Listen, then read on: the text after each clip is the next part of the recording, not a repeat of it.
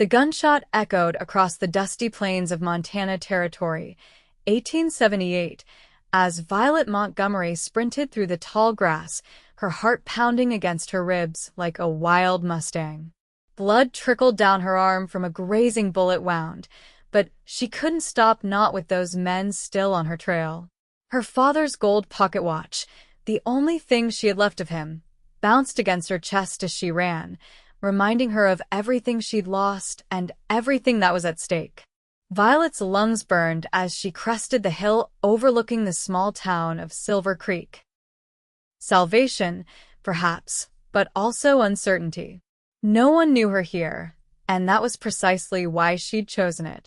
After what happened in Cheyenne, after what those men had done to her family's ranch, she couldn't trust anyone. The shadows of her past were closing in, and Silver Creek was her last chance at disappearing. The late afternoon sun cast long shadows as Violet made her way down the hill, her once fine dress now torn and muddied from days on the run. She'd need to find work, shelter, and most importantly, anonymity. She clutched the small Derringer pistol hidden in her pocket, the last gift from her father before they'd killed him. 2 bullets. That's all she had left to defend herself, and she prayed she wouldn't need them. As Violet approached the edge of town, she heard the thundering hooves of horses behind her. Panic seized her throat as she ducked behind a large boulder, pressing her back against the cool stone. 3 riders galloped past, heading into town. She recognized them immediately, Harlow's men. They'd tracked her all the way from Wyoming. "Find the Montgomery girl," one of them shouted as they rode. "Boss wants her alive, but don't be too gentle about it." Violet closed her eyes, willing her racing heart to calm. She couldn't enter town now, not with them searching for her. As the sun began to set, painting the Montana sky in brilliant hues of orange and purple, she knew she needed to find shelter for the night. The temperature would drop soon, and she was already weakened from days without proper food or rest. A short distance away, she spotted a small ranch just outside of town. Light flickered in the windows, and smoke curled from the chimney. Perhaps they would offer her a place in the barn, just for the night. Tomorrow, she would figure out her next move.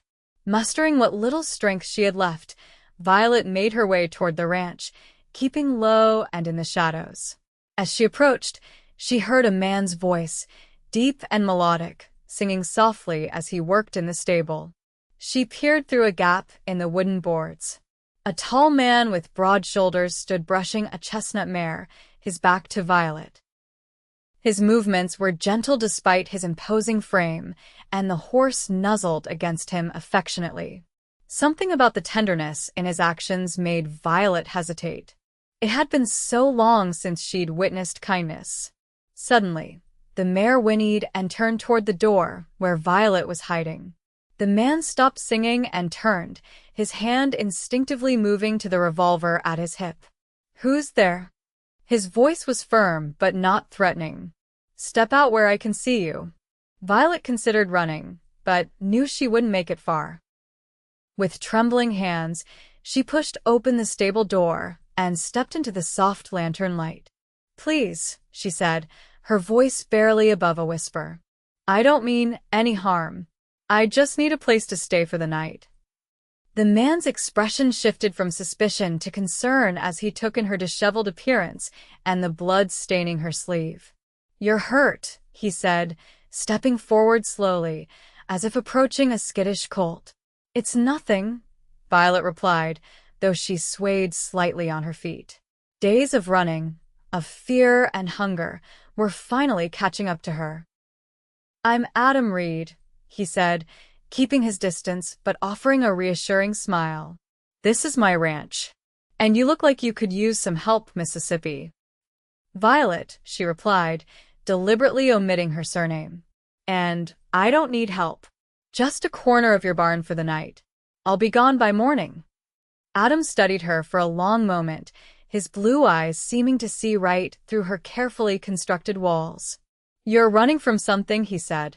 It wasn't a question. Violet stiffened.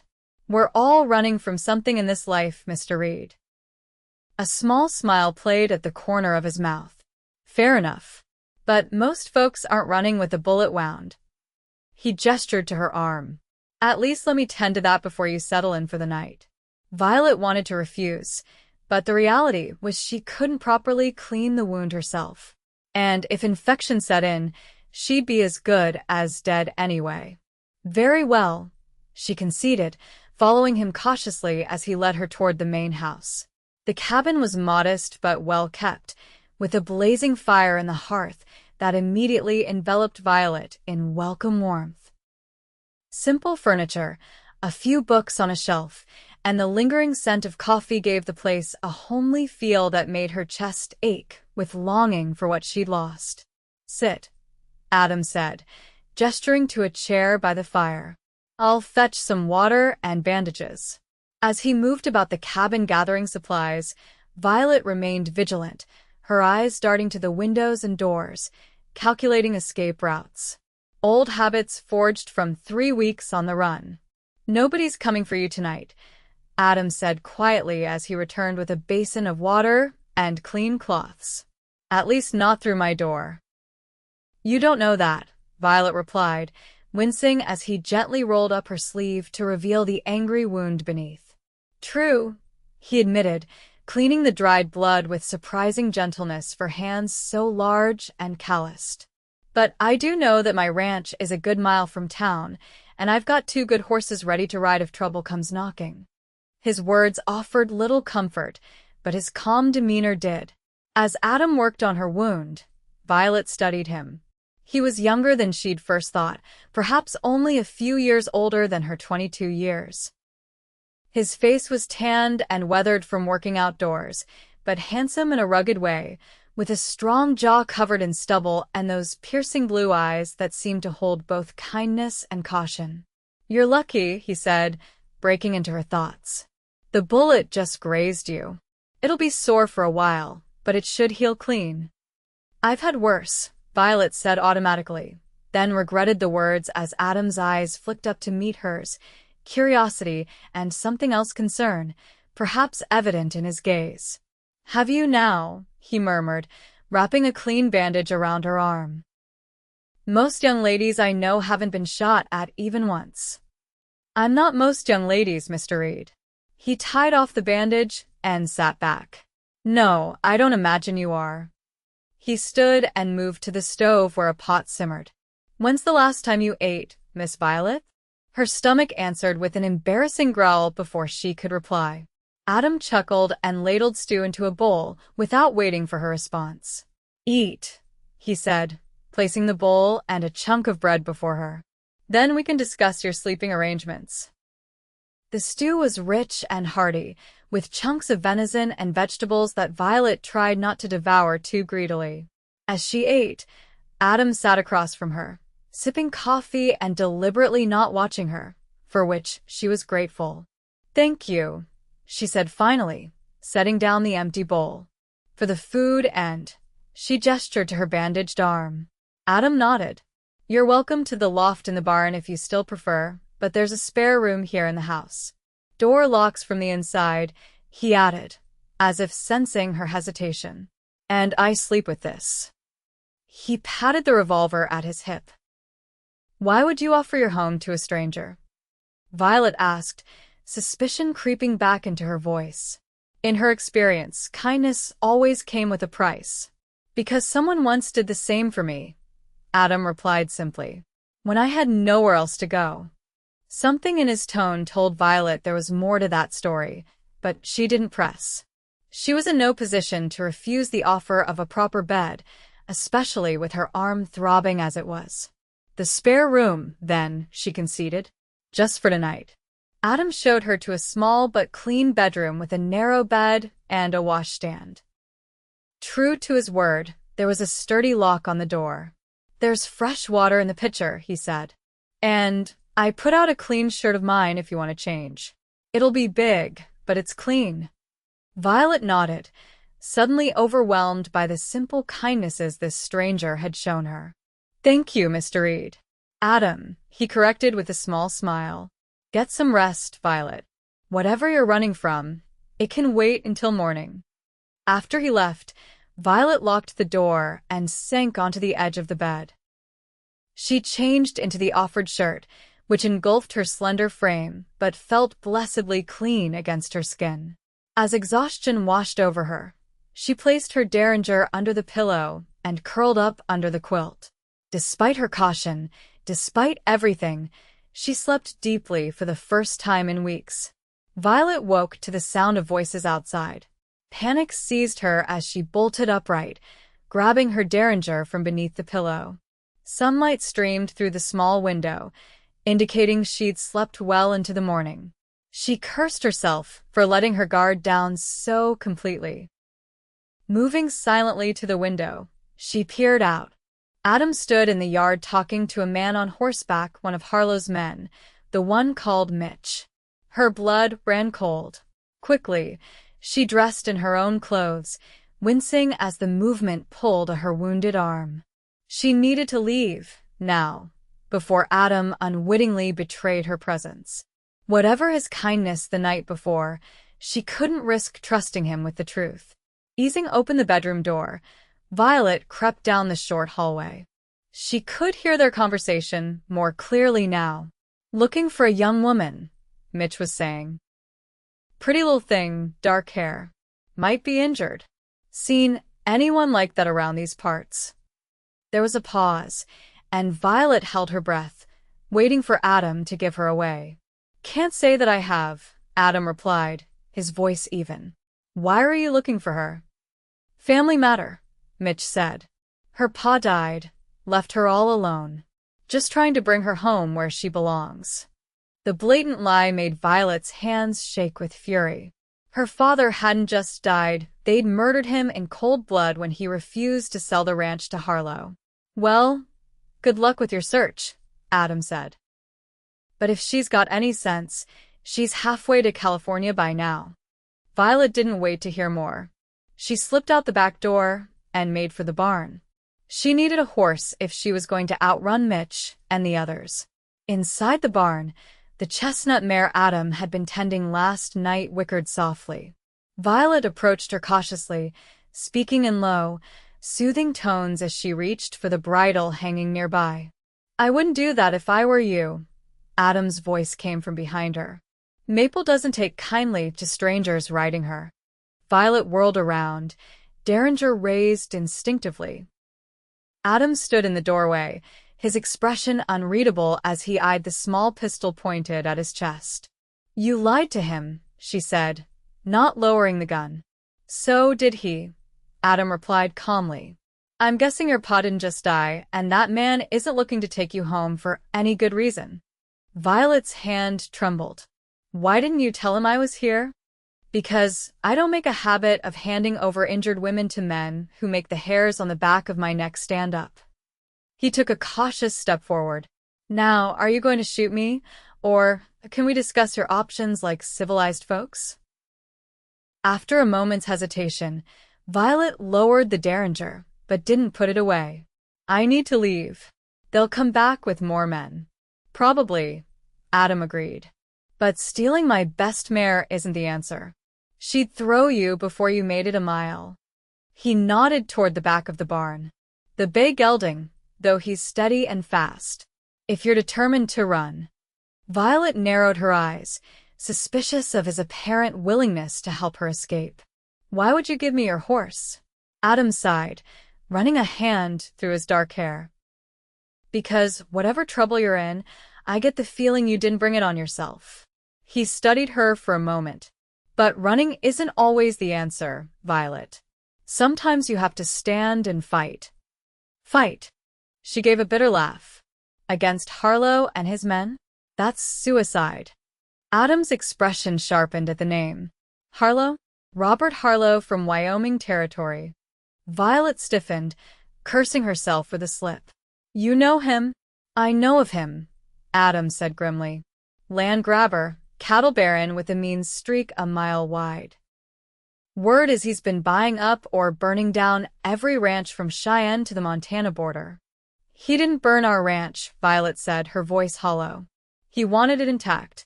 The water rights were too valuable. So he had my father murdered instead." Understanding dawned in Adam's eyes. Montgomery, you're Thomas Montgomery's daughter. Violet raised the derringer again, fear coursing through her. How do you know that name? Easy, Adam said, raising his hands. News travels, even out here. I heard about a rancher killed near Cheyenne, daughter missing. Some said she stole from Harlow before disappearing. I didn't steal anything, Violet spat. That watch was my father's. And the land deed he's really after? That was legally my father's too, until they murdered him for it. I believe you, Adam said quietly. But Harlow's got money and influence. If he's claiming you stole from him, that gives him license to hunt you down with the law on his side. Violet knew he was right. She'd been running for weeks, always looking over her shoulder, never staying in one place long enough to rest. And now she'd led Harlow's men straight to Silver Creek. I need to go, she insisted. As long as I keep moving, they can't hurt anyone else because of me. And what kind of life is that? Adam challenge. Always running, always afraid? Is that what your father would want for you? The mention of her father stung like a physical blow. What my father would want doesn't matter anymore. He's dead because he stood his ground. I won't make the same mistake. Adam studied her for a long moment. What if there was another way? A way to prove Harlow murdered your father and tried to steal your land. Hope fluttered in Violet's chest before she ruthlessly quashed it. There is no proof. No witnesses except me, and my word means nothing against his. Maybe not alone, Adam conceded. But what if we could find others he's wronged? Build a case against him? We. Violet echoed, incredulous. Why would you involve yourself in my problems? You don't even know me. Adam's jaw tightened. Let's just say I have my own reasons for wanting to see men like Harlow face justice. Before Violet could question him further, the sound of approaching horses reached them. Adam moved quickly to the barn door, peering out. Harlow's men, he confirmed grimly. 3 of them, including your friend from earlier. He turned to Violet. No time to run now. Hide in the hayloft. Don't make a sound, no matter what you hear. They'll search the barn, Violet protested. Let me worry about that, Adam said, checking his revolver. Go. Now. Against her better judgment, Violet climbed the ladder to the hayloft, concealing herself behind stacked bales as the riders approached. Through gaps in the hay, she could see Adam step out to meet them, his posture relaxed but alert. Back so soon, he called as the 3 men reined in their horses. Mitch, the man from earlier, dismounted. Had another think about that girl we're looking for, he said. Remembered something that might jog your memory. She's wanted for theft and questioning and a murder. There's a reward for information. Is that so? Adam sondet unimpresset. Must be quite the dangerous criminal. Don't let her pretty face fool you, another man said, remaining mounted. She killed her own pa for his land, then ran when Harlow tried to help her manage it. Violet bit her lips so hard, she tasted blood, rage boiling inside her at the outrageous lie. That's quite a story, Adam remarked. But like I told your friend earlier, I haven't seen any young women around these parts. Mitch stepped closer. You wouldn't mind if we had a look around then? Just to be thorough. Actually, I would mind, Adam said, his friendly tone hardening. This is private property, and I don't recall inviting you to search it. The 3rd man, bullier than the others with a nasty scar across his cheek, dismounted. We've got authority from the Marshal in Cheyenne. This is Montana territory, Adam pointed out. Wyoming marshals have no jurisdiction here. Listen, Cowboy, Scar said, hand resting on his holstered pistol. We can do this easy or hard. Your choice. Adam didn't move, but Violet could see the subtle shift in his stance, the way his hand hovered near his own weapon. I've always preferred easy, he said conversationally. So, how about you boys get back on your horses and ride on out of here? The lady you're looking for isn't here, and I've got work to do. Mitch exchanged glances, with his companions. You know, I'm starting to think you're hiding something, Reed. Or someone. And I'm starting to think you boys aren't actually working for any Marshal, Adam replied. Real lawmen tend to respect property rights. Tension crackled in the air as the four men faced off.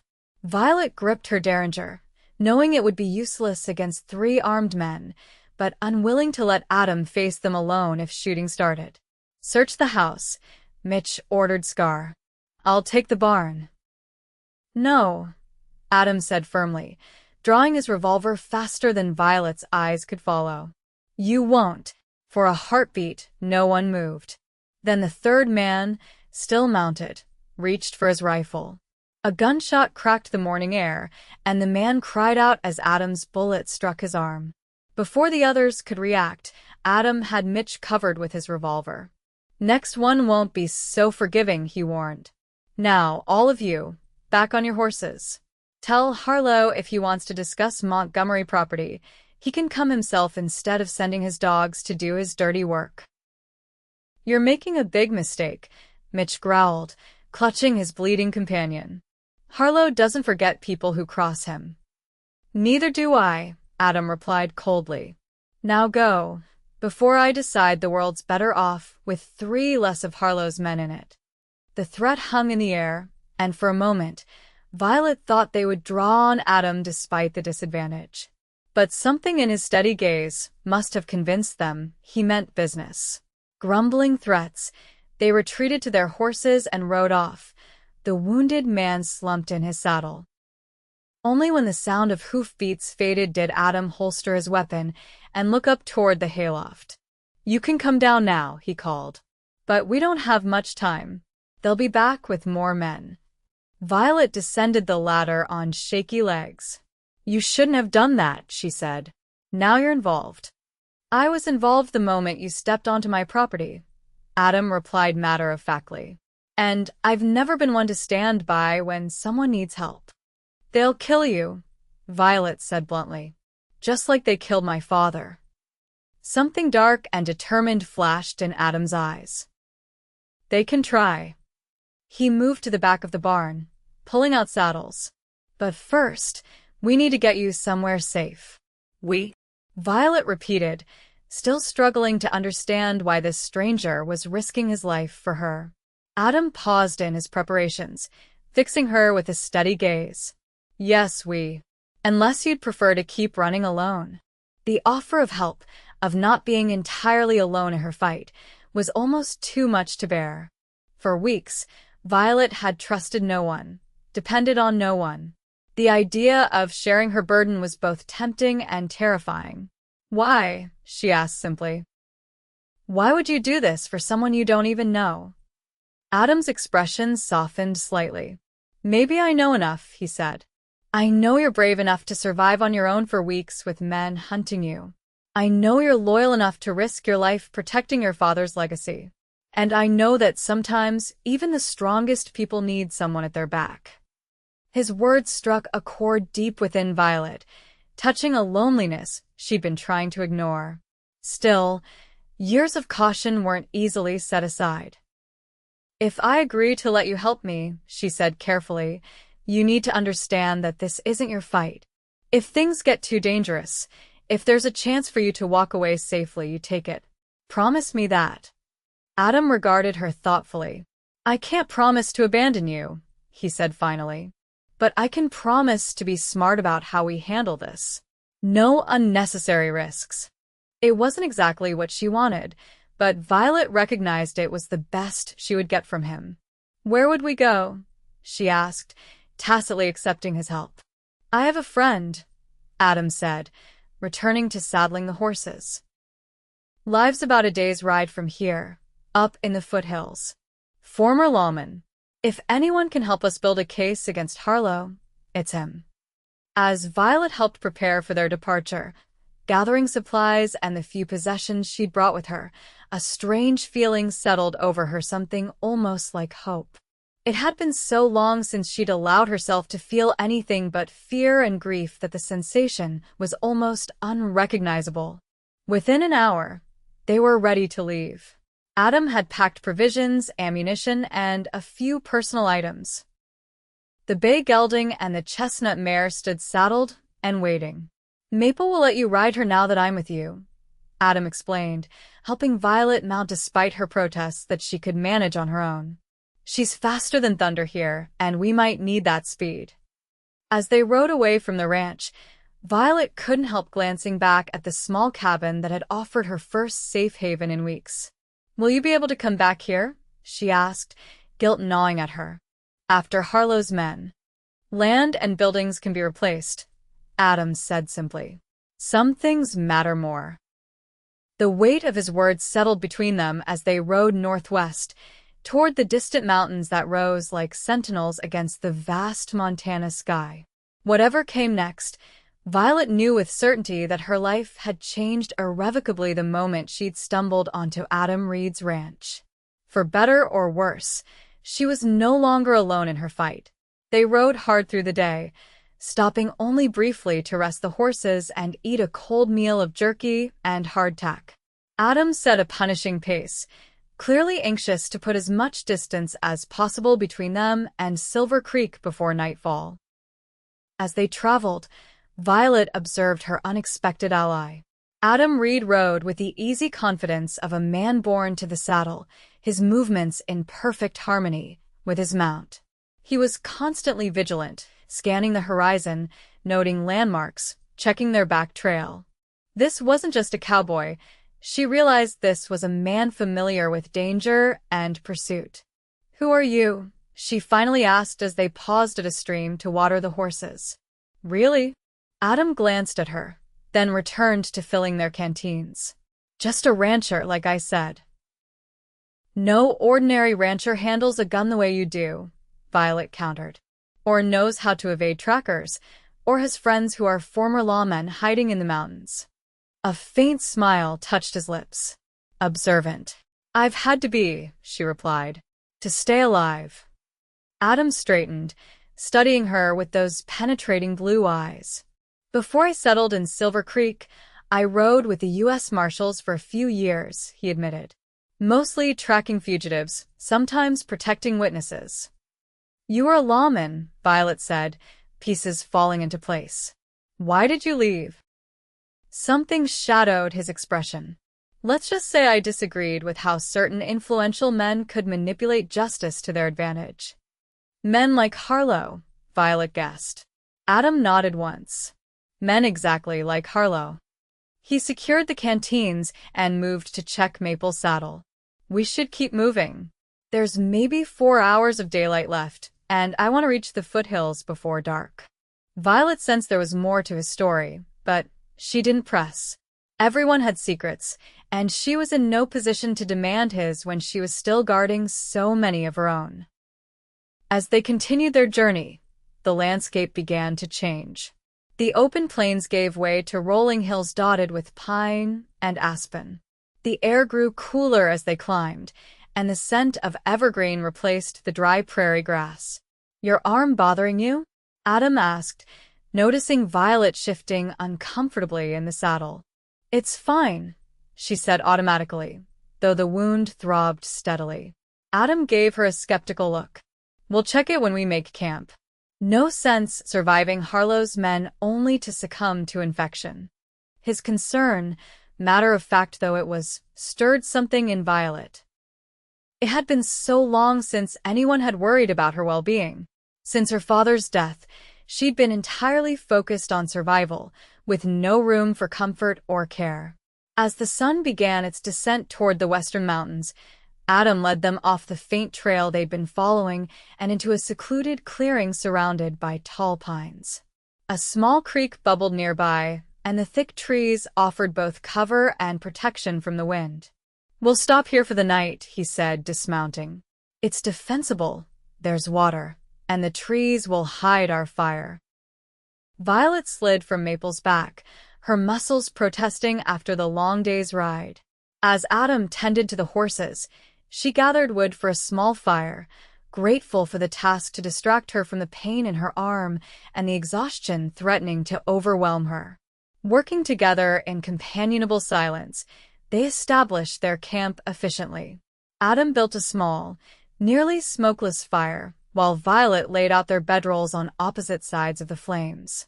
The domesticity of the scene struck her as oddly comforting, a small pocket of normalcy in the chaos her life had become. After a simple dinner of beans and coffee, Adam indicated for Violet to move closer, so he could examine her wound. The firelight cast his features in sharp relief as he gently unwrapped the bandage, his expression focused and serious. "It's red," he observed, probing the area around the wound with careful fingers. "And warm to the touch. Early signs of infection." Violet tensed as he reached for his saddlebag. "What are you doing?" "I have something that will help," he replied, pulling out a small tin and a flask. "It won't be pleasant, but it's better than the alternative." The something turned out to be a pungent paste that stung fiercely when applied to the wound, followed by a generous splash of whiskey that made Violet bite back a cry of pain. "Sorry," Adam said, not sounding particularly apologetic as he wrapped a fresh bandage around her arm. "Better a moment of pain now than gangrene later." "Is that your philosophy on everything?" Violet asked through gritted teeth. Adam's eyes met hers across the fire, surprisingly warm despite their coolness. "Only the things worth saving." The simple statement hung between them as he returned the medical supplies to his bag. Violet pulled her father's watch from her pocket, running her thumb over the worn silver case, as she often did when seeking comfort. "That's what they're really after, isn't it?" Adam asked, nodding toward the watch. "Not just because it was your father's." Violet glanced up, startled by his perceptiveness. After a moment's hesitation, she opened the case, revealing not just the watch face, but a small folded document tucked inside. "The deed to our water rights," she confirmed. "Separate from the ranch deed. My father kept it hidden because he knew how valuable it was.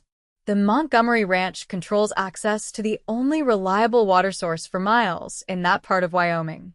Without it, Harlow's expanding cattle empire would wither and die," Adam finished for her. "No wonder he's so determined to find you." Violet closed the watch case, securing it once more in her pocket. "My father refused to sell, even when Harlow offered what most would consider a fortune. He said some things were meant to be owned by men like that." Her voice grew quiet. "It cost him his life."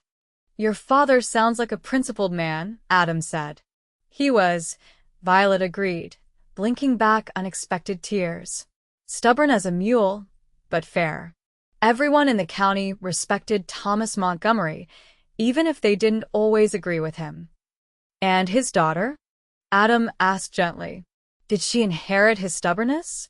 Despite everything, Violet found herself smiling faintly. "Among other traits." Adam nodded, as if this confirmed something for him. "Get some rest," he said, checking his revolver before tucking it beside his bedroll. "I'll take first watch. I'll wake you in a few hours." As Violet settled into her bedroll, the exhaustion of the day caught up with her. Yet despite the danger that still pursued them, she felt oddly at peace. Perhaps it was simply having someone else to share the burden, or maybe it was something about Adam Reed himself, his quiet confidence, his unwavering resolve. Whatever it was, for the first time since her father's murder, Violet Montgomery slept without nightmares haunting her dreams. She woke to Adam's hand on her shoulder, gentle but insistent. The fire had burned down to embers, and the forest was dark except for patches of moonlight filtering through the trees. "Your turn to watch," he murmured. "Everything's been quiet, but stay alert. Dawn's about 3 hours away." Violet nodded, shaking off sleep as she sat up. Adam handed her a cup of lukewarm coffee before retreating to his own bedroll.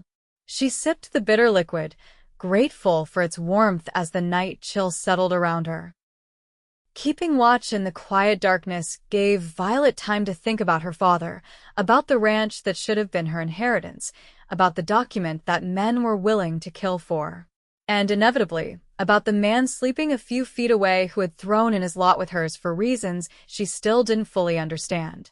Dawn broke with a symphony of birdsong and the soft golden light that preceded sunrise. Violet was adding wood to the rekindled fire when Adam stirred, instantly alert in the way of men accustomed to danger. "Any trouble?" he asked, reaching for his boots. "Just a curious fox and an owl that seemed personally offended by my presence," Violet replied. "No sign of pursuit." Adam nodded, but his expression remained cautious. "We should still move quickly. We're about 4 hours from Walter's place, if we push hard." They broke camp efficiently, leaving minimal trace of their presence. As they mounted up to continue their journey, Violet found herself studying the mountainous terrain ahead with a mixture of trepidation and hope. Somewhere in those foothills was this Walter, a man Adam trusted enough to seek out in their time of need.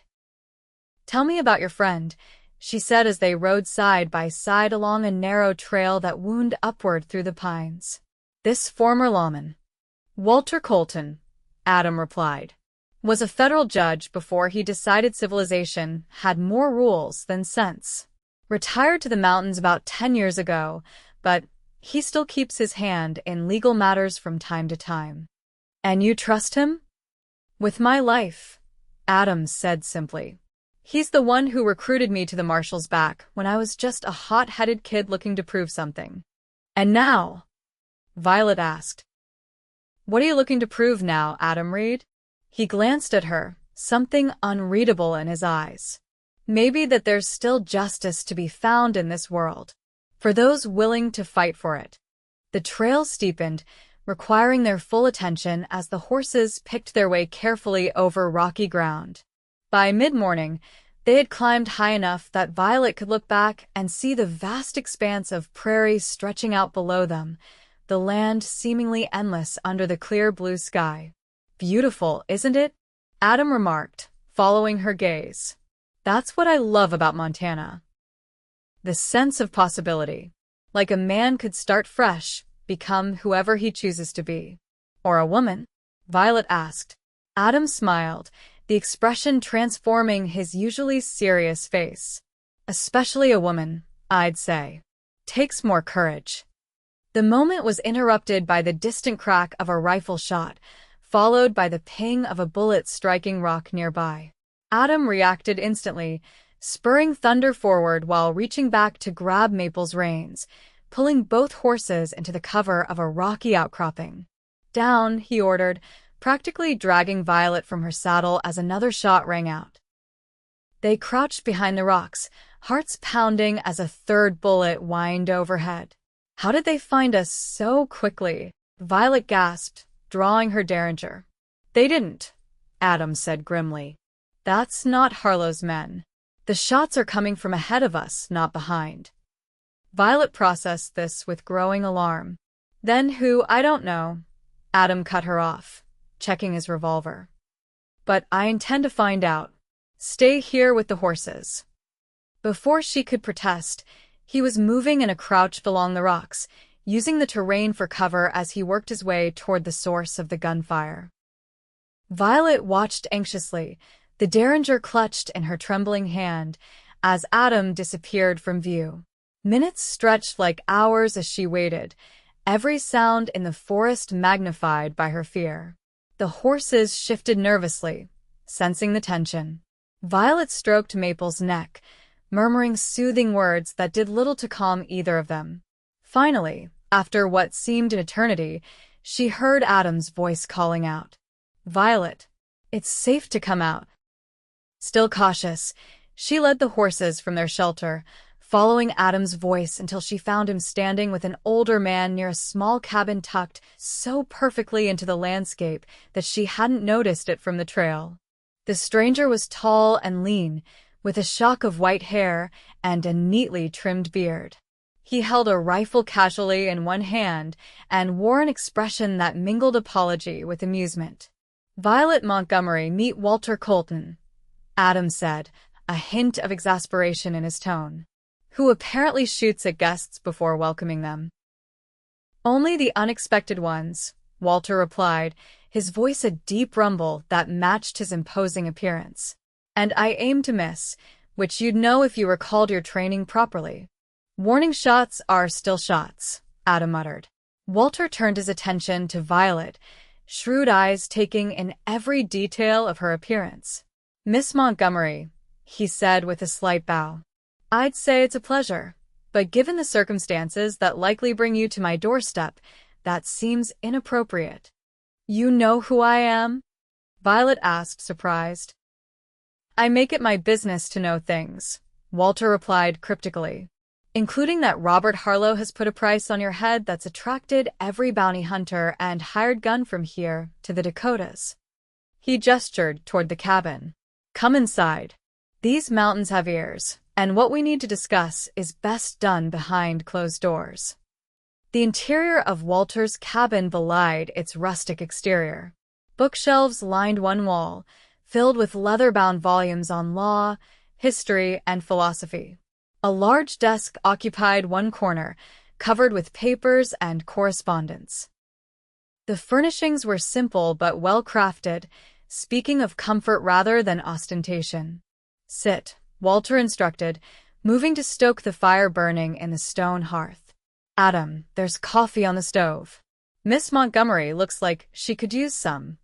As Adam busied himself with the coffee, Walter settled into a worn armchair across from Violet. Now, he said, his expression turning serious, I assume you have Thomas Montgomery's water rights deed with you? Violet stiffened. How could you possibly know that? Because I drew up that separate deed myself, at your father's request, Walter replied. About 5 years ago, when Harlow first started buying up land in the area. You knew my father? Violet asked, stunned by this revelation. Walter nodded. We weren't close friends, but we had mutual respect. He came to me because he knew I couldn't be bought, and he wanted that deed ironclad. His expression softened slightly. Thomas was a forward-thinking man. He saw what Harlow was doing before most others did. Adam returned with 3 cups of coffee, handing one to Violet before taking a seat nearby. Walter, Harlow's men tracked us to my ranch. They'll be combing the territory for us. Of course they are, Walter said matter-of-factly. That deed is worth a fortune, and not just in monetary terms. It represents power in a land where water is more valuable than gold. He fixed Violet with a penetrating gaze. May I see it? After a moment's hesitation, Violet withdrew her father's watch and carefully extracted the folded document from inside. Walter accepted it with reverent hands, unfolding it and scanning the contents with a lawyer's practiced eye. Just as I thought, he murmured. Your father added a codicil. I suggested the rights cannot be sold separately from the ranch itself, and the ranch can only be transferred to blood relatives or through marriage. He looked up at Violet. This is why Harlow had your father killed. With Thomas gone and you disappeared, he could petition the territorial court to declare the property abandoned and put up for auction, where he would be the only bidder, Adam concluded grimly. Precisely, Walter agreed. But with you alive and in possession of this deed, his plan falls apart, which is why he's so desperate to find you dead or alive. Violet's hands trembled around her coffee cup. So, I can never stop running, she said, the reality of her situation crashing down upon her. Even if we exposed Harlow for my father's murder, he'd just send others after me. Not necessarily, Walter said, refolding the deed carefully. There are other options. Such as? Adam asked, leaning forward. Walter's gaze moved between them. The most straightforward would be for Miss Montgomery to marry.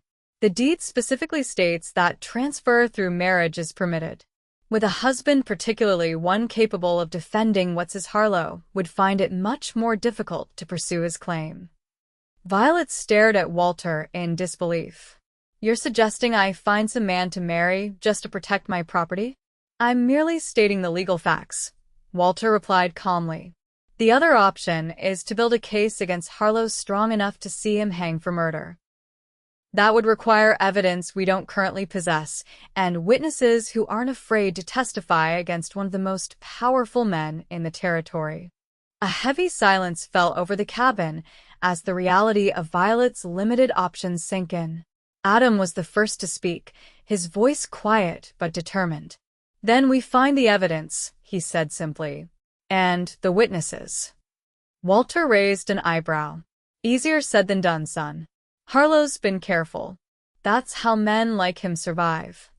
"No man is that careful," Adam insisted. "Everyone makes mistakes. We just need to find Harlow's." Violet looked between the two men, a strange mix of emotions churning within her. "Even if we did find evidence, who would believe us? Harlow has judges and marshals in his pocket." "Not all of them," Walter said. "There are still good men in positions of power. The challenge is reaching them before Harlow's influence does." "How long can we stay here?"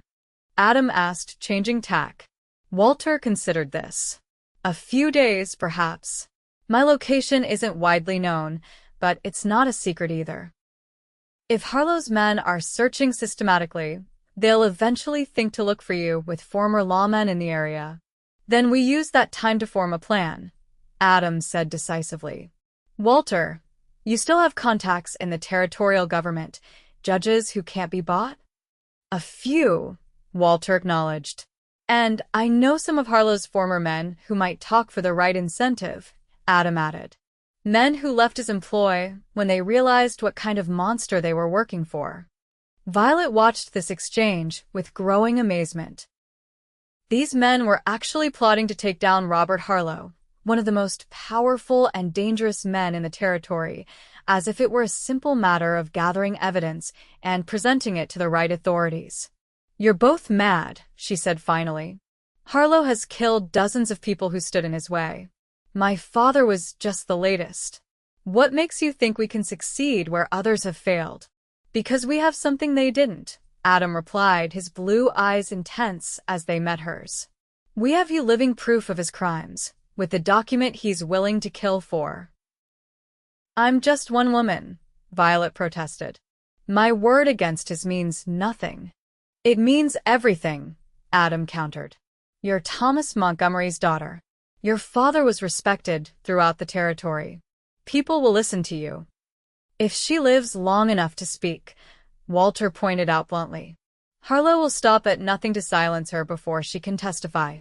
Then we make sure she's protected," Adam said with such fierce determination that Violet felt something stir within her chest, something dangerously close to hope. Walter studied Adam for a long moment before turning his gaze to Violet. "There's another option," he said carefully. "One that combines elements of both approaches." "I'm listening," Violet said, though she suspected she already knew what Walter was about to suggest. "Marry someone Harlow would hesitate to challenge openly," Walter said. "Someone with enough reputation and connections to make him think twice. Use that protection to build your case against him. When Harlow is dealt with legally, you can decide whether to maintain the marriage or seek an annulment." The cabin fell silent except for the crackling of the fire. Violet stared into her coffee cup, mind racing. The suggestion was pragmatic, logical even, but the idea of marrying a stranger for protection went against everything she believed about marriage. Her parents had shared a deep, abiding love, the kind of partnership she had always hoped to find for herself someday. "Who did you have in mind?" Adam asked Walter, his voice carefully neutral. Walter's eyes twinkled with something Violet couldn't quite identify. "I believe you already know the answer to that, son." Adam stared at his mentor, then glanced at Violet, a slight flush coloring his tanned cheeks. "That's not we barely know each other. Sometimes the best partnerships start from necessity," Walter observed. "And you're one of the few men I know who could stand against Harlow and his men if it came to it." Violet looked at Adam, really looked at him, considering the possibility Walter was suggesting. In the short time she'd known him, Adam Reed had proven himself brave, honorable, and capable.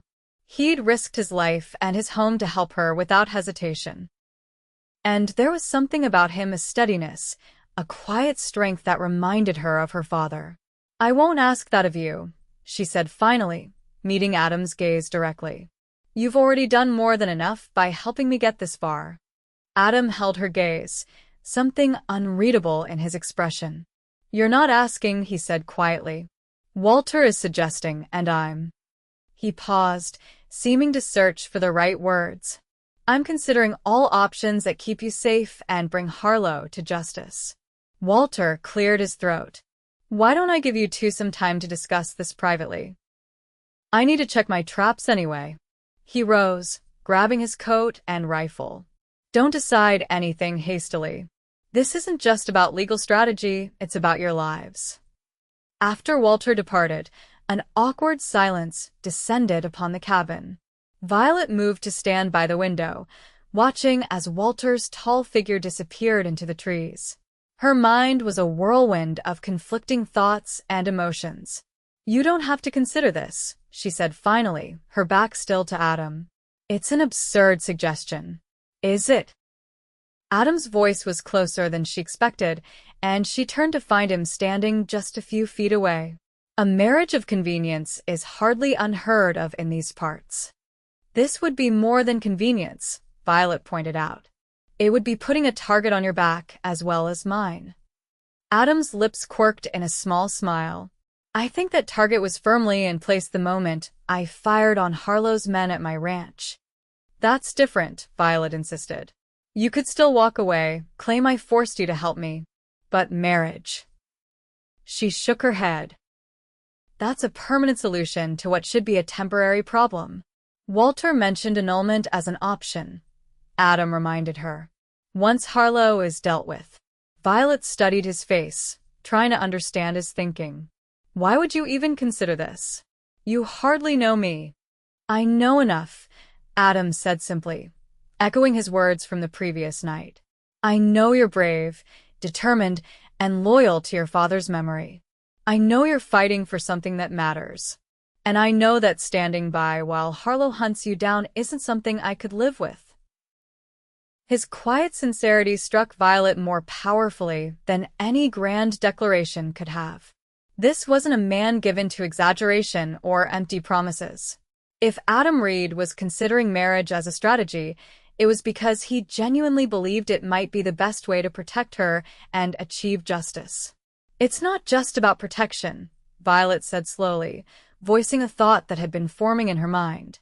"If we were married, the deed would be legally secured through the provision my father included.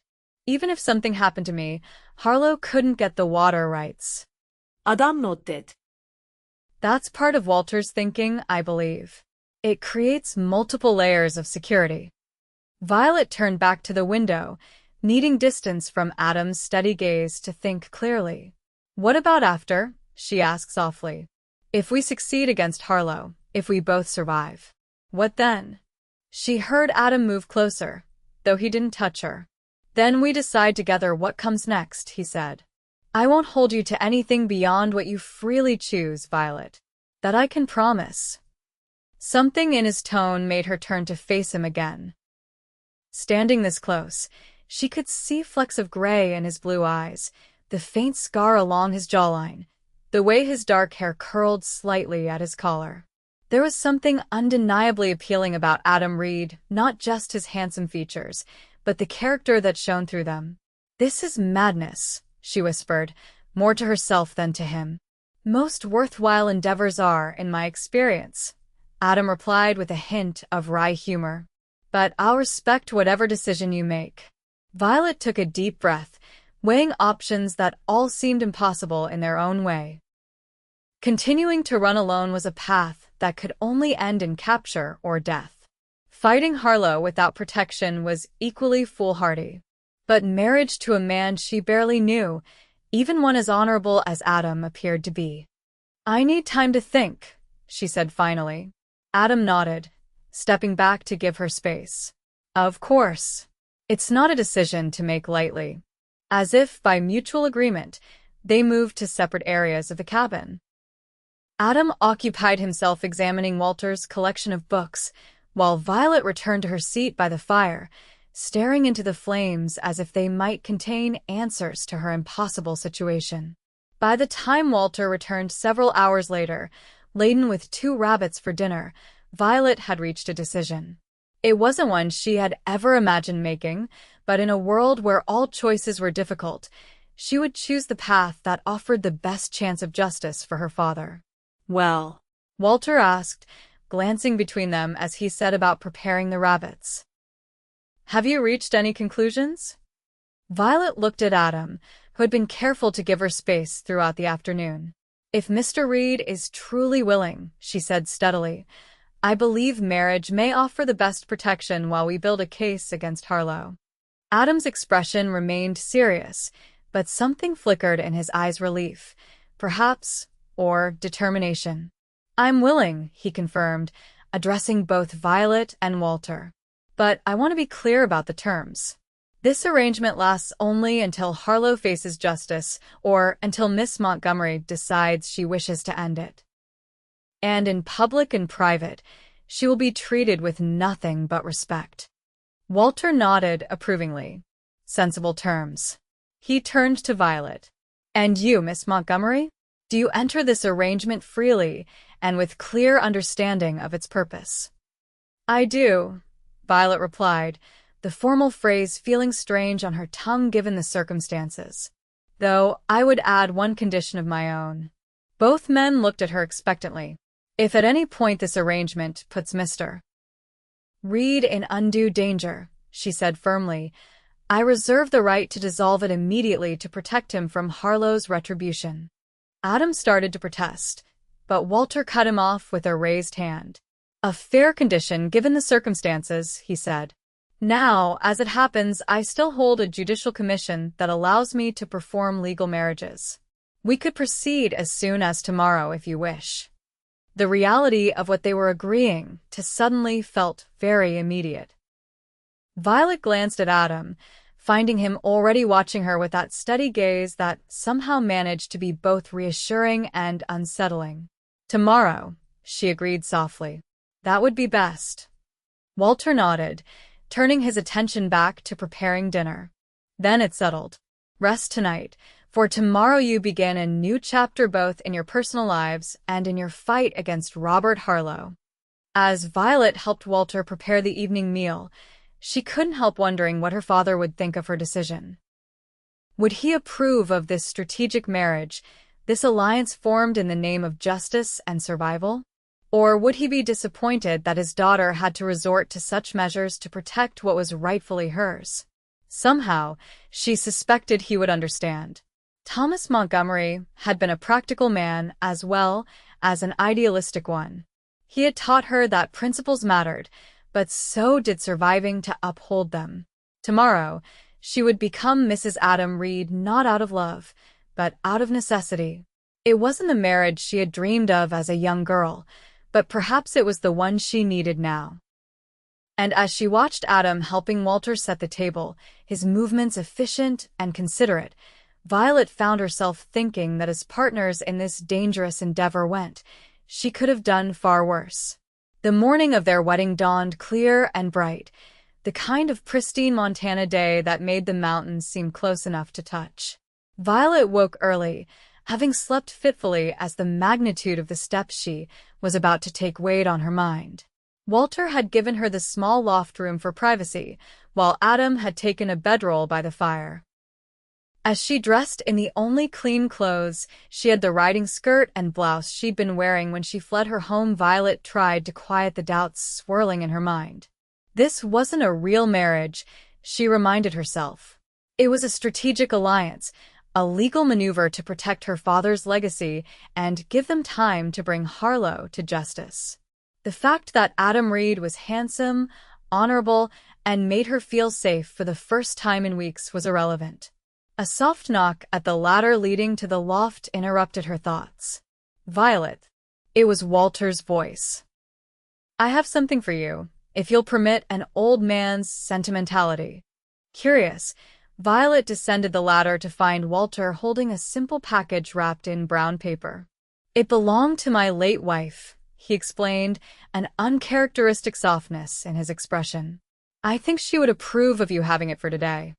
Violet unwrapped the package to reveal a dress of deep blue calico, simple but well made, with delicate white embroidery at the collar and cuffs. Walter, I couldn't possibly, please, he interrupted gently. Margaret would have insisted. She was about your size, and she always said blue was the color for brides who brought their own strength to a marriage. Touched beyond words, Violet accepted the gift. Thank you, she said softly. I'll take great care with it. Walter nodded, clearing his throat gruffly. Adam's down at the creek, giving you privacy. Take your time. Some coffee's on the stove when you're ready. After he descended from the loft, Violet changed into the blue dress. It fit surprisingly well, the fabric soft against her skin from years of careful washing. Looking at her reflection in the small mirror Walter had provided, she hardly recognized herself. The girl who had fled her father's ranch in terror seemed like a stranger compared to the woman who stared back at her now, still wary, still grieving, but somehow stronger. She wore her dark hair loose around her shoulders, having neither the pins nor the inclination to style it elaborately. Her father's watch hung from a chain around her neck, the weight of it a constant reminder of why she was here, why she was about to marry a man she barely knew. When she finally emerged from the loft, Walter was waiting by the fire, dressed in what appeared to be his finest shirt with a black string tie. He looked up as she descended, and something in his expression made her pause. You look remarkably like your mother, he said quietly. I met her once, at a territorial fair. Thomas was so proud of her. The unexpected mention of her mother brought a lump to Violet's throat. You seem to know my family better than I realize. Walter smiled faintly. Montana territory is vast, but the circles of decent folk are small. Your father made an impression on those who valued integrity. He offered his arm. Adam's waiting outside. Are you ready? Taking a deep breath, Violet placed her hand on Walter's arm. As ready as I'll ever be for a wedding I never expected. Walter led her outside to a small clearing beside the cabin. Adam stood waiting, his back to them as he gazed out at the mountains.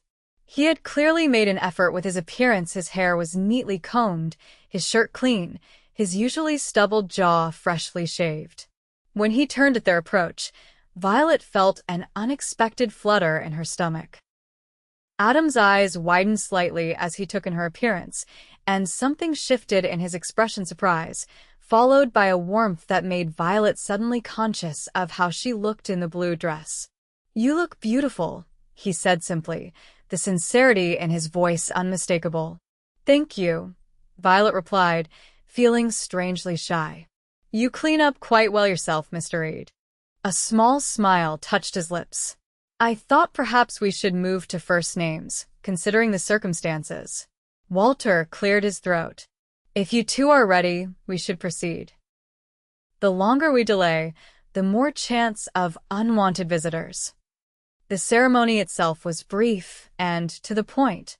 Walter spoke the necessary legal phrases with the gravity of his former judicial position, while Adam and Violet exchanged the required vows in clear, steady voices. When it came time for a ring, Adam produced a simple gold band that had belonged to his mother. I've carried it since she died, he explained quietly as he slipped it onto Violet's finger. She would have wanted it used for something meaningful. The weight of the ring felt strange on Violet's hand, a tangible symbol of the commitment they were making, not out of love, but out of a shared purpose that somehow felt equally profound. By the authority vested in me by the territory of Montana, Walter concluded, I now pronounce you husband and wife. He paused, a hint of amusement crossing his weathered features. You may kiss your bride, Adam. It seals the contract, legally speaking. Adam's eyes met Violet's, a question in them. She gave a small nod, and he stepped closer, one hand gently touching her cheek as he leaned in to press his lips to hers. It was meant to be a brief kiss, a formality to complete the ceremony. But the moment their lips touched, something unexpected happened. A warmth spread through Violet's chest, and she found herself leaning into the kiss, her hand instinctively moving to rest against Adam's chest. When they separated a moment later, Both seemed slightly startled by the intensity of that simple contact. Walter, either oblivious to or tactfully ignoring the moment, was already moving back toward the cabin. "Come inside," he called over his shoulder. "I've prepared a small wedding breakfast, and then we need to discuss our next steps." Left momentarily alone, Adam and Violet regarded each other with new awareness. "Well, Mrs. Reed," Adam said softly, offering his arm. "Shall we join our host?" Hearing herself addressed that way for the first time sent a strange thrill through Violet.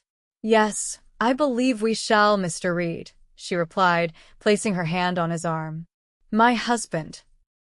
The words were spoken lightly, almost teasingly, but as they walked toward the cabin together, Violet couldn't help feeling that something fundamental had shifted between them, something neither had anticipated when they agreed to this arrangement of convenience. Walter's wedding breakfast consisted of fresh biscuits, preserved fruit, and strong coffee. As they ate, the conversation turned inevitably to their strategy moving forward. "You can't stay here much longer," Walter said matter-of-factly. "Harlow's men will eventually think to check with former lawmen in the area. We need somewhere public enough to be safe, but private enough to gather evidence without drawing attention," Adam mused. "Somewhere Harlow wouldn't expect." Walter nodded thoughtfully. "Helena might be your best option. It's the territorial capital, plenty of people coming and going. You could present yourselves as a newly married couple looking to invest in business opportunities. Helena's also where the territorial courts are based," Adam added. "If we find evidence against Harlow, that's where we'd need to present it." Violet considered this. "Harlow has connections in Helena, too. Wouldn't that be dangerous?" "Everywhere is dangerous when you're challenging a man like Harlow," Walter replied bluntly. "But in Helena, you'd have access to newspapers, telegraph offices, judges, and marshals not directly under Harlow's influence. Your marriage provides a legal shield for the water rights, which removes Harlow's immediate motivation to kill you. But not his desire for revenge," Violet pointed out. "No," Walter agreed. "That remains. But it forces him to be more cautious, more strategic. And that gives us time to build our case." Adam reached across the table, covering Violet's hand with his own in a gesture that felt surprisingly natural. "We'll be careful," he assured her. "I won't let anything happen to you." The protective promise warmed Violet even as she recognized its impossibility. "We need to protect each other," she corrected gently. "This is my fight as much as yours now." Something like respect flickered in Adam's eyes as he nodded. "Partners, then." "Partners," Violet agreed, the word carrying layers of meaning in their unique situation.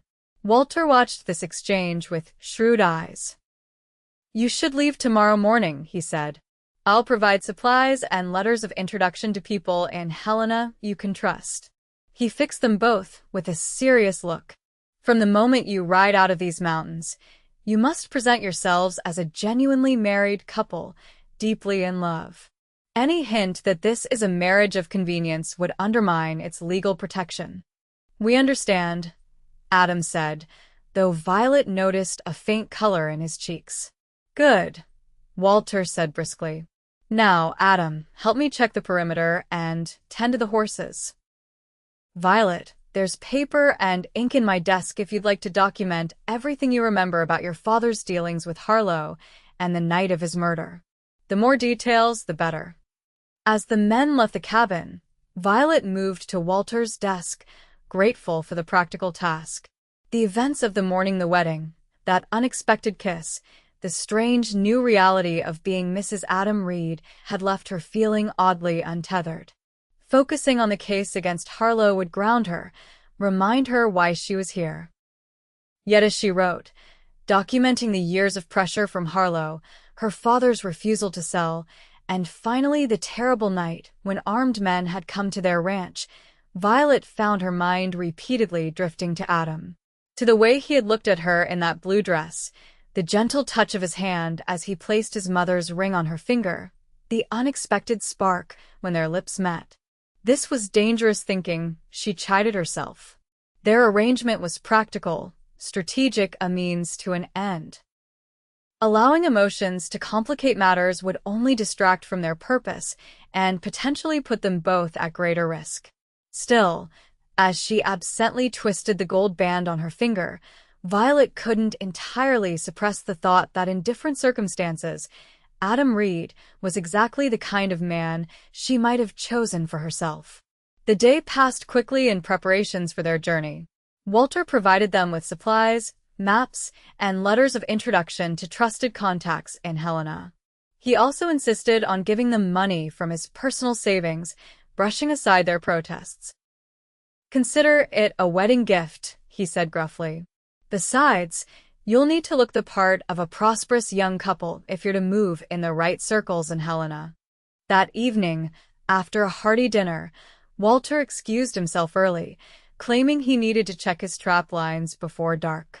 The transparent excuse to give them privacy brought a flush to Violet's cheeks, especially when she realized the sleeping arrangements now presented a new awkwardness. "I'll take the floor by the fire again," Adam said quietly once Walter had gone. "Nothing has to change just because we spoke words in front of a judge." Violet appreciated his consideration, but she was also acutely aware of Walter's warning about maintaining appearances. "And if Walter's cabin isn't as secure as we think?" she asked. "If someone were watching?" Adam considered this, understanding her implication. "Then perhaps we should accustom ourselves to the appearance of a married couple, at least until we reach Helena." He spoke matter-of-factly, but Violet didn't miss the slight tension in his shoulders. This arrangement was uncomfortable for him too, despite his outward composure. "The loft has room enough for two," she said finally. "As you said, nothing has to change beyond appearances."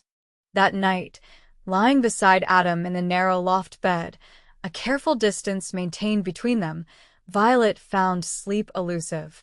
The warmth of another person so close after weeks of solitude was both comforting and disconcerting. She was acutely aware of his breathing, the subtle shifts of his body, the faint scent of soap and leather that seemed to cling to him. "Are you afraid?" Adam asked softly in the darkness, apparently also awake. Violet considered the question. "Not of you, if that's what you're asking." "Of what comes next," he clarified. "Helena, Harlow, all of it." "Yes," she admitted. "I'd be a fool not to be afraid. But I'm also—" She searched for the right word. "Hopeful, I suppose. For the first time since my father died, I can see a path forward that doesn't end with me running forever or dying alone." Adam was quiet for a moment. "I won't let either of those things happen," he said finally, his voice low but fervent. "Whatever comes, we face it together now." The simple promise, spoken in the intimate darkness, touched Violet deeply. "Thank you," she whispered, "for everything you're risking for me." "I'm not just doing this for you," Adam replied. "Men like Harlow poison everything they touch. Standing against them is the right thing to do, regardless of personal risk." His idealism was so reminiscent of her father that Violet felt a sudden pang of grief and longing. "My father would have liked you," she said softly. "I hope I would have earned his respect," Adam responded. "From everything I've heard, Thomas Montgomery was a man worth impressing." "He was," Violet agreed, memories washing over her. "Strong but kind, stubborn about things that mattered, but generous to a fault with those in need." She paused, throat tightening. "He taught me to ride, to shoot, to run the ranch books. Said a woman needed to stand on her own in this world."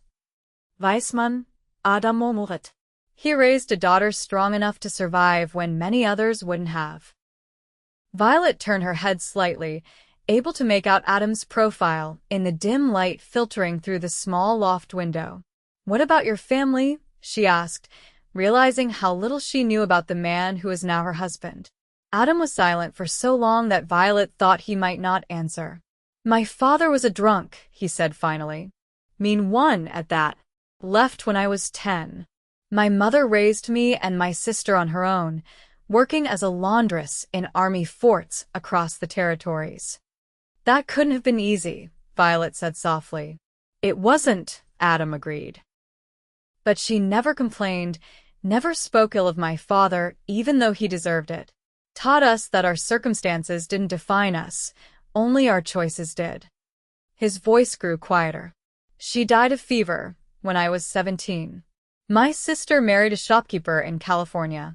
I haven't seen her in years. The sadness underlying his words made Violet wish she could offer some comfort. Without thinking, she reached across the space between them, finding his hand in the darkness. Adam's fingers curled around hers, warm and strong. So we're both alone in the world, she observed. Or we were. Not anymore, Adam replied, giving her hand a gentle squeeze. Whatever else this arrangement is or isn't, we're not alone now. The simple truth of that statement settled over Violet like a blanket, unexpectedly comforting. Whatever dangers tomorrow might bring, whatever challenges lay ahead in Helena, she wouldn't be facing them alone. And somehow, that made all the difference. With Adam's hand still holding hers, Violet finally drifted into sleep, more peaceful than she had known in weeks. They departed Walter's cabin at first light, leaving behind the safety of its isolation for the uncertain path ahead. Walter stood in the doorway, his tall figure silhouetted against the early morning sun as they mounted their horses. Remember, he called as they prepared to ride out. Trust no one completely except each other. Send word when you reach Helena, but be cautious even in that. We will, Adam assured him, adjusting his hat against the rising sun. Thank you, Walter. For everything. The old judge nodded, his expression grave. Godspeed to you both. And Adam, his voice took on a pointed quality. Protect what matters. Something unspoken passed between the two men, and Adam nodded once, firmly. With my life, he replied. As they rode away, following a different trail than the one they had arrived on, Violet glanced back to see Walter still watching, a solitary sentinel against the wilderness. She wondered if they would ever see him again, this gruff, kind man who had married them and set them on this dangerous path. Walter was more than just your mentor in the Marshals, wasn't he? She asked Adam as they picked their way carefully down the mountain trail. Adam glanced at her, something like surprise in his eyes. What makes you say that?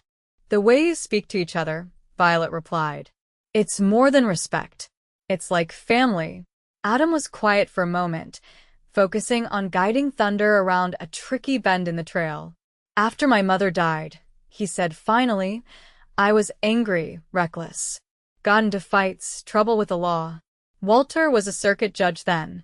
Could have sent me to prison for assault after one particularly bad night. He paused, remembering.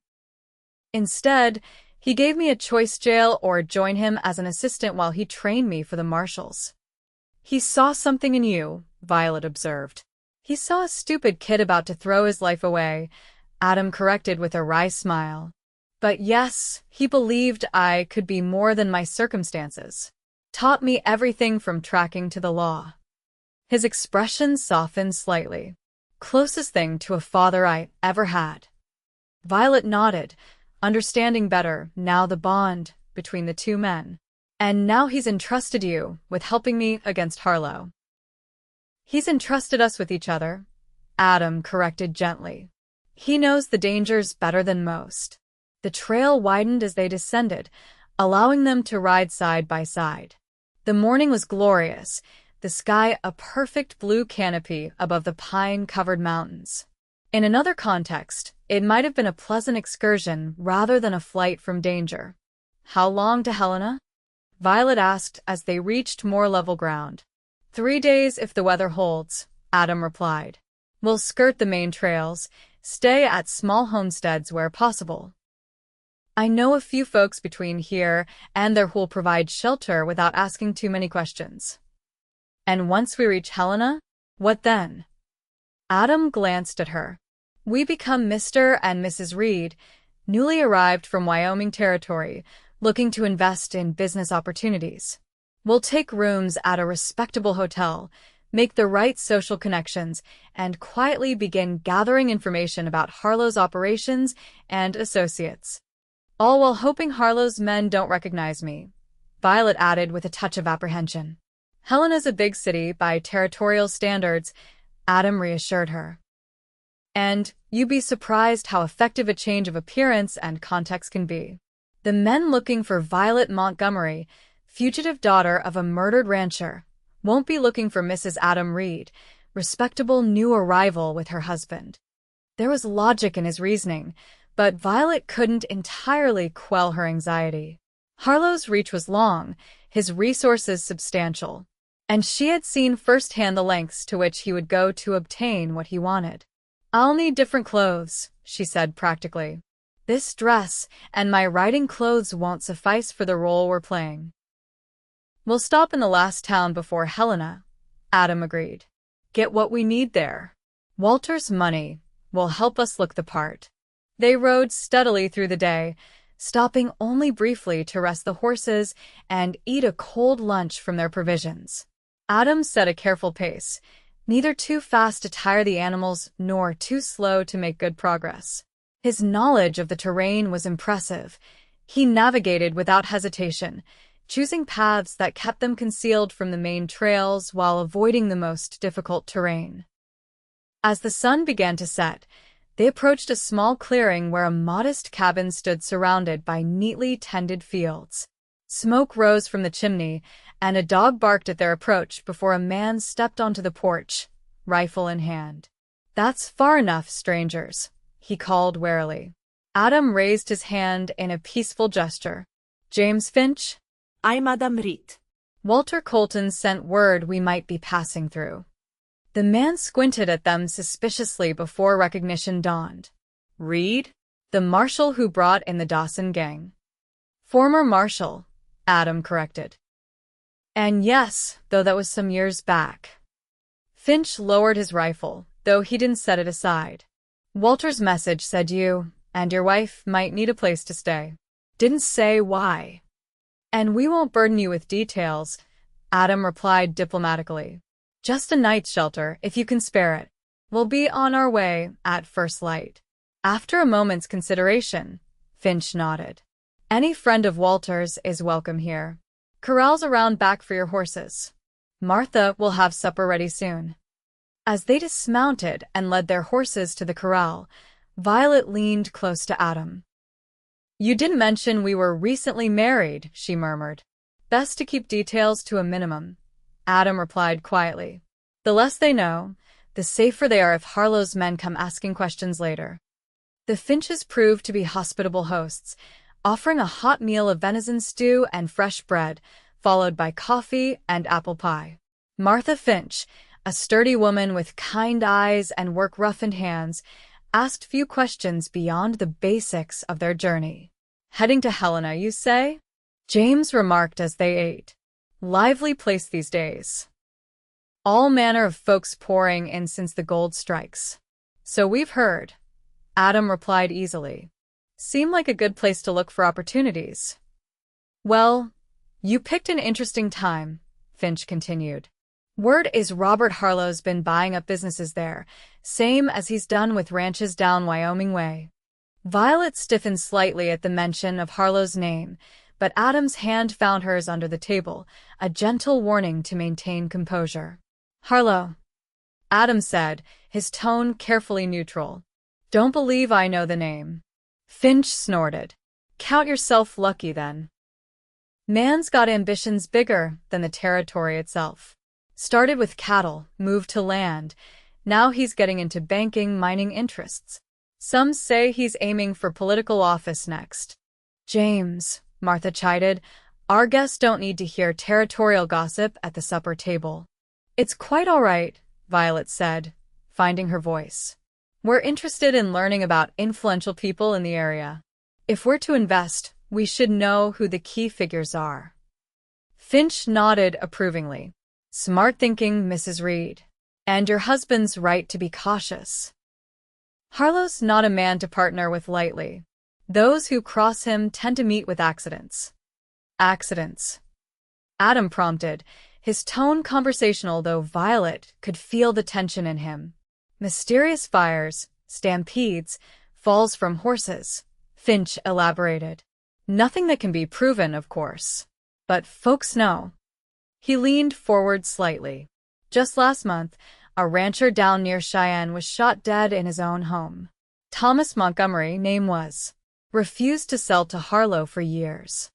How terrible, Violet managed, grateful for the dim lighting that hid her pallor. Was anyone arrested? Story is it was rustlers, Finch replied. But the daughter disappeared same night, and now there's talk she might have been involved somehow. He shook his head. Hard to believe. Montgomery was well respected, and by all accounts, he and his daughter were close. People will believe anything if it's repeated often enough, Adam observed, his hand tightening around Violet's beneath the table. Martha, perhaps sensing the sudden tension, rose to clear the dishes. I've made up the spare room for you both, she said. It's small, but the bed's clean and there's water for washing. Thank you, Violet said sincerely. Your hospitality means more than you know. Later, in the privacy of the small bedroom, Violet sat on the edge of the bed while Adam checked the window and door, his movements automatic, a lawman's caution ingrained through years of practice. Harlow's spreading stories about me, she said quietly once he had finished his inspection. Making people believe I was involved in my father's murder. It's a smart strategy, Adam acknowledged grimly, sitting beside her.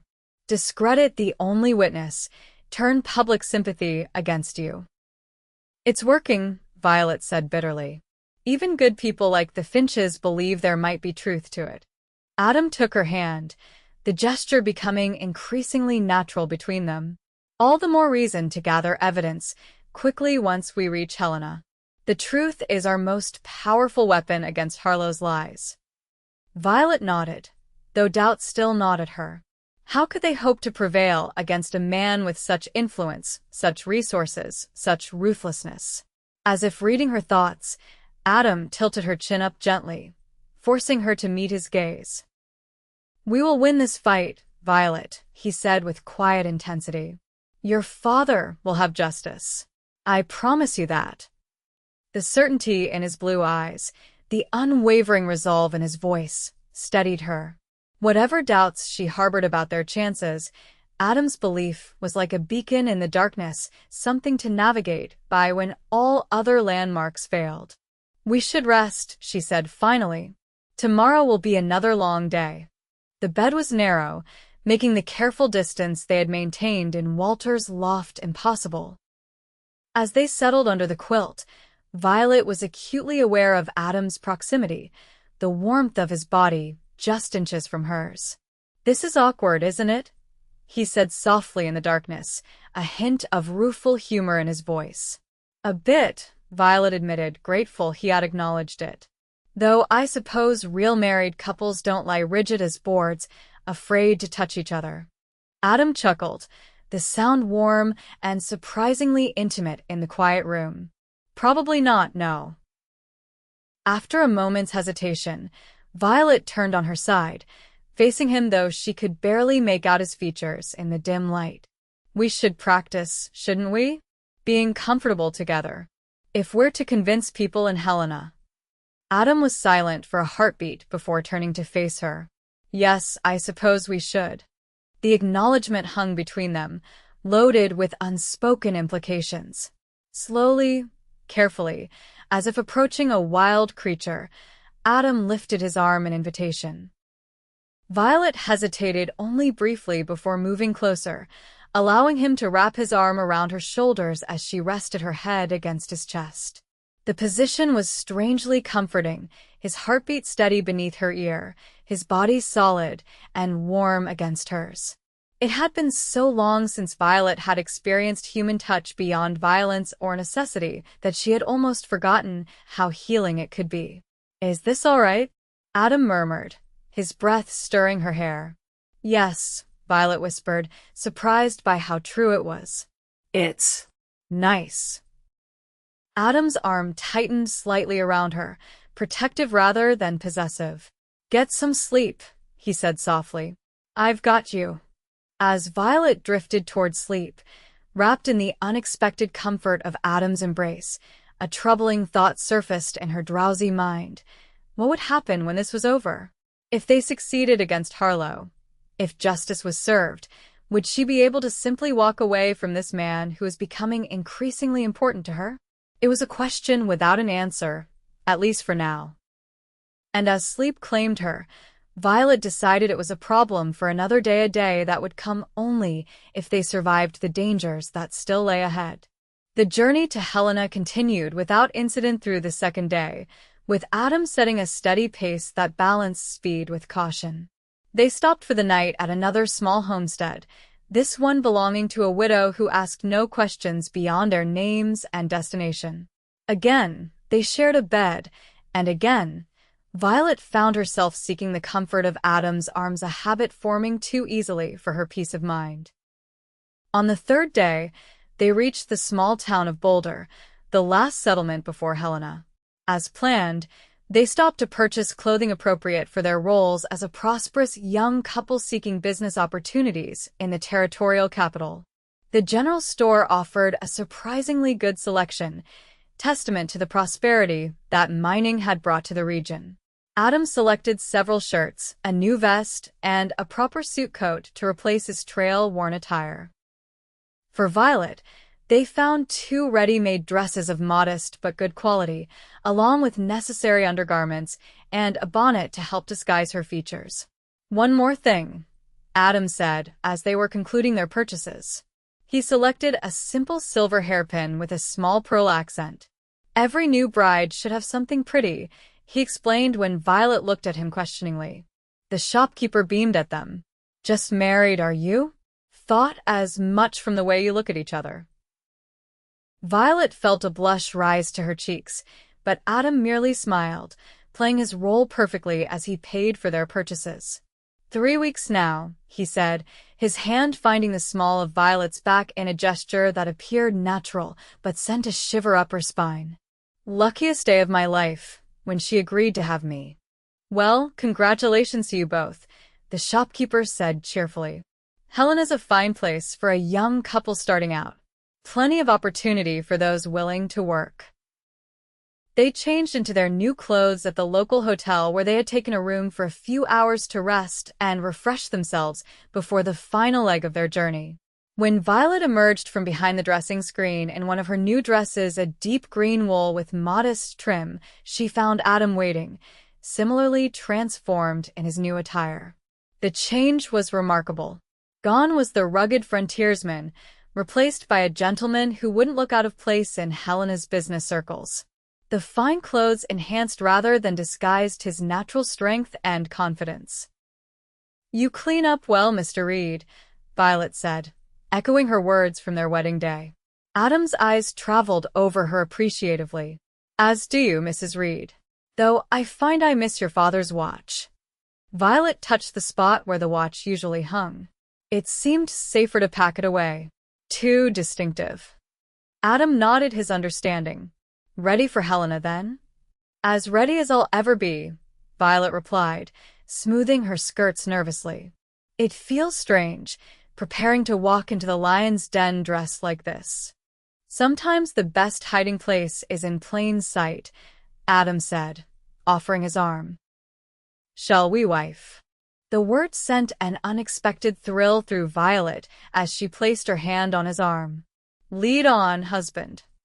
They reached Helena by late afternoon, the city sprawling before them in the valley, a bustling testament to the territory's growing prosperity.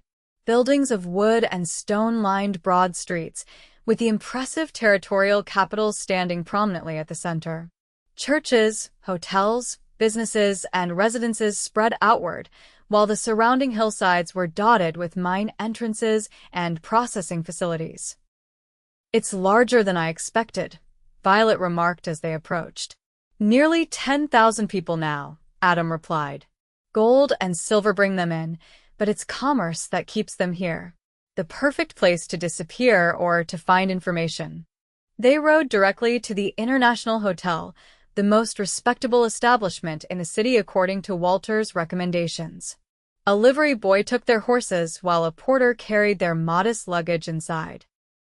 Adam approached the front desk with a confident air of a successful businessman, Violet at his side playing the part of the attentive wife.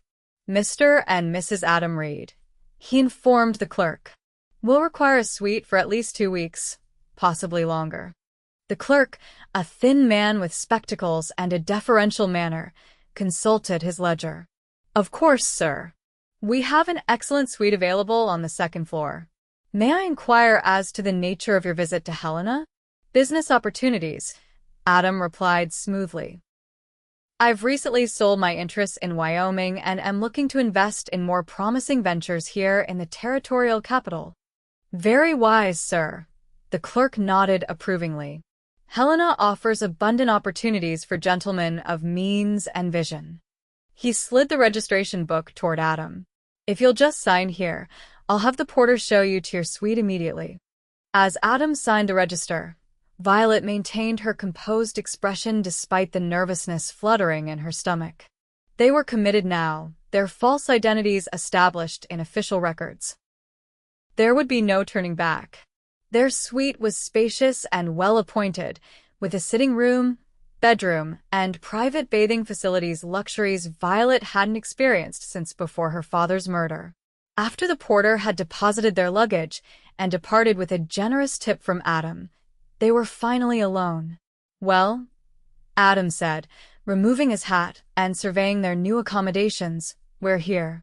Violet moved to the window, looking out at the busy street below. Now the real work begins, she said quietly. Finding evidence against Harlow without getting ourselves killed in the process. Adam joined her at the window, standing close enough that their shoulders almost touched. We'll start slowly. Establish ourselves socially, listen more than we speak, identify potential allies. He glanced at her. Walter's letters of introduction will help, but our most valuable asset is your knowledge of Harlow's operations in Wyoming. Violet nodded, though anxiety still gnawed at her. They were playing a dangerous game, and the stakes couldn't be higher. What if someone recognizes me? She asked, voicing her greatest fear. Harlow must have descriptions of me circulating. Then we deal with it, Adam said simply. But remember, people see what they expect to see. Violet Montgomery was a rancher's daughter fleeing alone. Mrs. Adam Reed is a respectable married woman of means. The context makes all the difference. His confidence was reassuring, but Violet couldn't entirely shake her apprehension.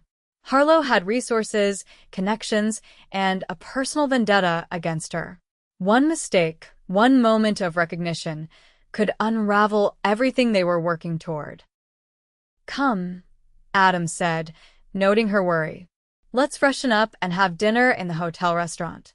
We should begin establishing our presence immediately. The hotel restaurant was elegant without being ostentatious, catering to the city's business class rather than the flashier, mining magnates and gamblers. Adam requested a table near the center of the room, visible enough to be noticed, but not so prominent as to attract undue attention. As they dined on surprisingly excellent fare, Adam maintained a steady conversation about their supposed plans to invest in Helena's growing economy, speaking just loudly enough to be overheard by nearby tables. Violet played her part, asking appropriate questions and appearing interested in his explanations of various business opportunities. You're quite convincing, she murmured during a lull when they were relatively certain no one was listening closely. I almost believe we really are here to invest in Helena's future. Adam smiled, his eyes warming as they met hers across the table. The best deceptions contain elements of truth, he replied quietly. I do have some savings from my years with the Marshals. Enough to make small investments if necessary to maintain our cover. His commitment to their charade impressed Violet anew. Adam wasn't simply helping her. He was fully invested in their shared goal, willing to use his own resources to strengthen their position. Mr. and Mrs. Reed, isn't it? A voice interrupted their conversation.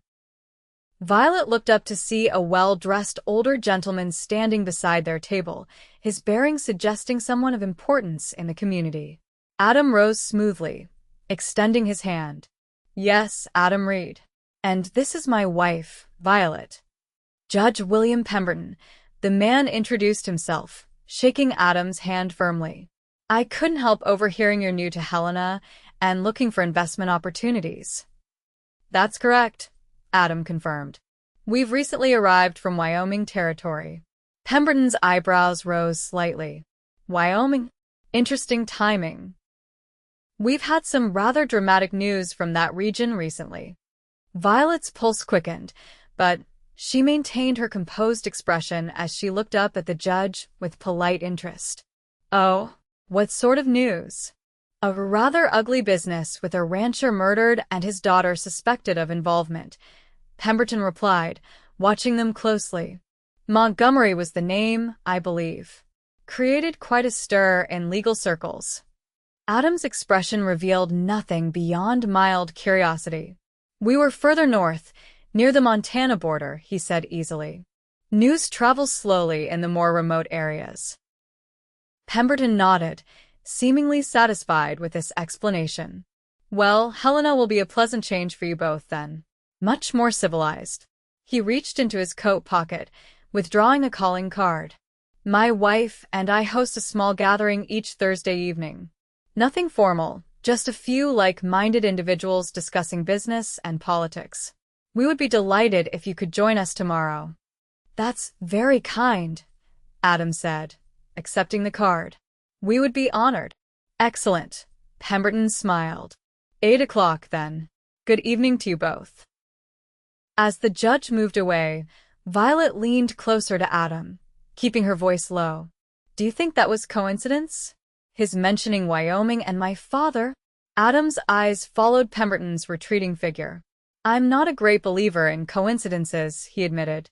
"But it might be genuine. News of a murder and missing heiress would travel in certain circles." "Or he could be connected to Harlow," Violet pointed out. "Possibly," Adam conceded.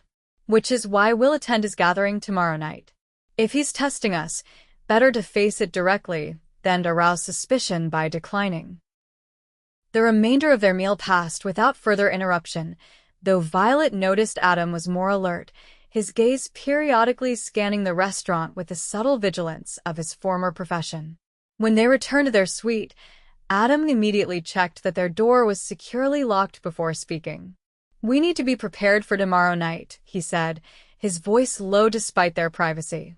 "Pemberton may simply be a social climber looking to connect with potential investors, or he could be Harlow's man testing to see if we are who we claim to be." "How do we determine which?" Violet asked, removing her bonnet and placing it carefully on a side table. "We observe, we listen, and we say as little as possible about ourselves beyond our established story," Adam replied. "Most importantly, we watch for reactions when Harlow's name is mentioned." Violet nodded, moving to the window to gaze out at the city lights. Helena at night was a tapestry of lamplight and shadow, beautiful in its way, but harboring unknown dangers. Somewhere in this city were people connected to Harlow, people who would recognize Violet Montgomery if they looked closely enough. "We should establish more of our background story," she said, turning back to Adam. "Details that make us convincing as a couple." "Agreed," Adam said, removing his jacket and loosening his tie in a way that struck Violet as oddly intimate. "How did we meet? When did we marry? What brought us to Helena specifically? These are questions people will ask." They spent the next hour crafting a detailed history of their supposed relationship, meeting at a social gathering in Cheyenne 2 years prior, a courtship conducted largely through correspondence while Adam managed his business interests, a wedding 3 weeks ago followed by the decision to sell his Wyoming properties and seek new opportunities in the growing territorial capital. Simple, plausible, and close enough to our actual timeline that we won't contradict ourselves, Adam concluded with satisfaction. Violet had to admire his thoroughness. Every detail was considered. Every potential question anticipated. It was easy to see why he had been effective as a marshal. This meticulous attention to particulars, this ability to construct a narrative that would withstand scrutiny. As the evening grew late, the inevitable awkwardness of their sleeping arrangements arose once more. The suite had only one bedroom with one large bed, entirely appropriate for a married couple, but still a source of tension given the reality of their relationship. "I can sleep on the sofa in the sitting room," Adam offered, nodding toward the smaller room. Violet considered this, weighing propriety against practicality. What if someone from the hotel staff entered early in the morning? A maid or someone bringing breakfast? It would look strange, you sleeping separately. Adam acknowledged this with a nod. True. Appearances matter, especially now. Besides, Violet added, finding courage from somewhere she hadn't known existed, we've shared beds for the past 3 nights without incident. I trust you, Adam. Something flickered in his eyes at her words. Gratitude, perhaps, or something deeper. And I respect you too much to take advantage of our situation, he replied quietly. That night, as they lay side by side in the large hotel bed, Violet found herself more aware than ever of the strange intimacy they were developing. This was not the marriage either of them would have chosen under normal circumstances, yet there was an undeniable connection growing between them, a partnership founded on shared danger, but evolving into something more complex. "Adam," she whispered in the darkness, uncertain if he was still awake. His voice was low, slightly rough with approaching sleep. "Thank you for everything you're doing. I know this isn't what you planned for your life." There was a moment of silence before she felt him shift slightly toward her. "Life rarely goes according to plan," he said softly. "Sometimes the unexpected paths lead to better destinations." The simple philosophy, spoken with such quiet certainty, comforted Violet in ways she couldn't quite articulate. Whatever came of their dangerous mission, whatever the future held beyond it, she was grateful for the unexpected path that had brought Adam Reed into her life. With that thought warming her, Violet finally drifted into sleep, her hand finding his beneath the covers in a gesture that was becoming increasingly natural between them.